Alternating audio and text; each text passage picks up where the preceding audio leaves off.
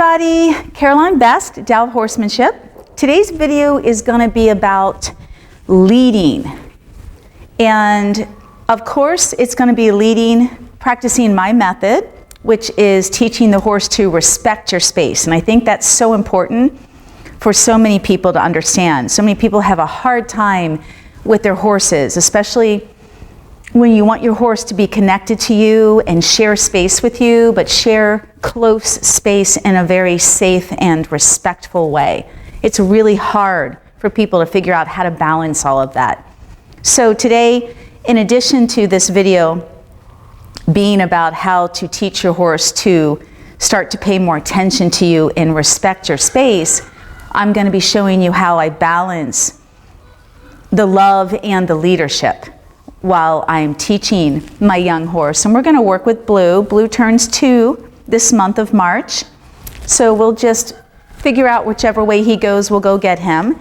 And he's had plenty of practice with this, but because he's still very young, and young horses that are new to training, like young children, they're sponges. They learn things immediately, but they need a lot of consistency and a lot of repetition. And in addition to just growing up and maturing. So it's just going to take time, just like it does for kids, for your children. You can't expect him to retain it as well as an older horse. And that's just the development of the brain. So that's science-based and real.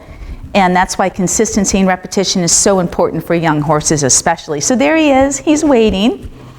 So again, let's go get him. So he's close, and that's fine. I want him close to me right now. I'm not going to start pushing him out of my space. And I'll be using both rhythmic driving pressure as well as... Sabrina, you want to come on out, love?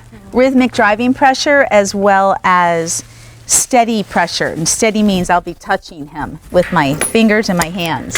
So when you're teaching a horse how to respect your space, the best way to start is obviously put them in a halter, in a lead rope.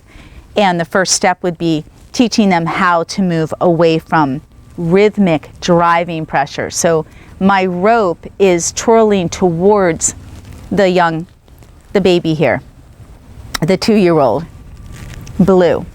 So it's going towards, I'm not twirling the rope away. And that's because we're using energy. We're always using energy towards the horse when we're working like this.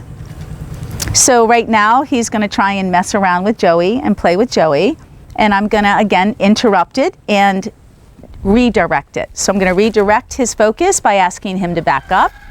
If he blows that off and ignores me, then I'll switch my hands and I will go to drive him over. Good boy, Jojo. Thank you, Joe. I'll go to drive the baby over this way because he understands what this means. In the beginning, it's not this easy, you guys. You're gonna, depending on your horse's personality, doesn't matter what age that you're working with or level of experience or breed, it doesn't matter. This is appropriate for any horse. But what'll happen in my experience is, especially with older horses, they're very fearful of this kind of pressure because they've been hit or they don't understand it. And they're not really confident learners when they don't understand. And so when a horse is afraid or they feel threatened, it's natural for them, their natural instincts for them to go into fight or flight. And the flight mechanism is them pulling away from you and trying to run away. And you'll see how long my lead rope is. And the fight is when they try to run into you while you're teaching them to move away from this pressure. So this is very normal. Understand that these things can happen. And this video is not going to go into the depth of all of the steps and the techniques to help you with either the fighting, which is rushing into you actually and trying to run you down. That's very instinctual for a horse. Or the flight, which is, oh my gosh, I'm going to panic and run this way or run that way. If you want to learn more about that, then please sign up for my Mastery Membership program. So I'm now going to ask Joey to move away. my older thoroughbred on the left. Thank you. So I just interrupted that and backed Joey up.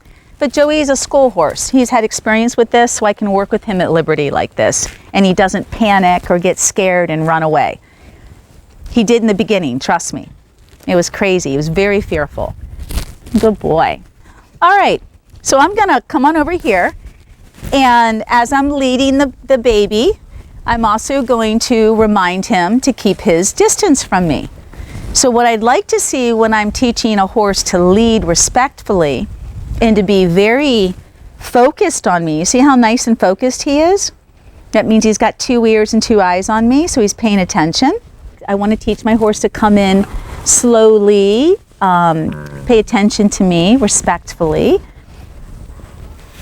And so some of the technique is all of your driving, rhythmic pressure. And in the beginning, if the horse doesn't pay attention to that, you'll bring the energy up and you'll use the end of your lead rope and twirl it towards, and it can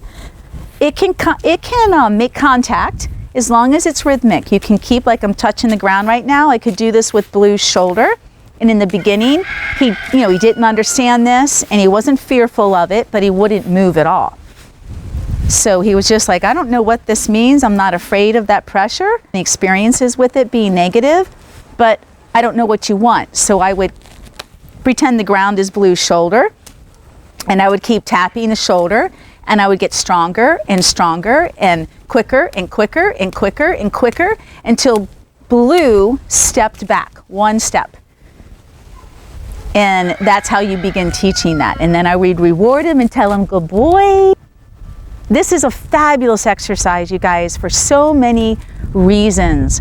I often say in my training, and I'm going to say it again right now, this one exercise is like taking the saying, one stone. I can use 1 stone to kill 2 birds.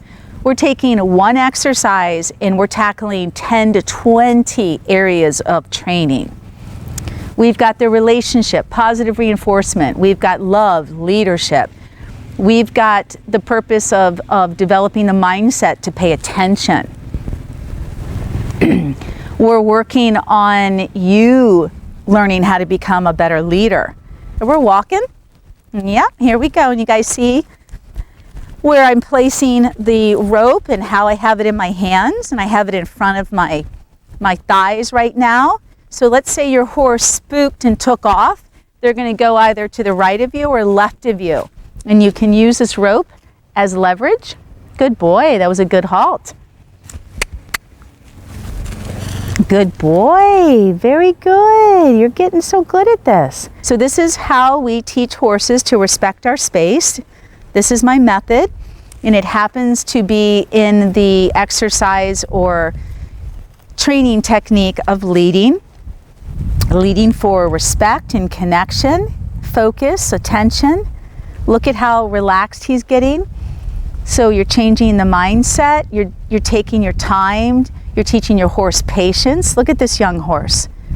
Like I said, this one exercise is like taking 1 stone and killing 2 birds. It's tackling 10 to 20 different areas of your training. All right, thank you. May you always be one with your horse. Have a great day.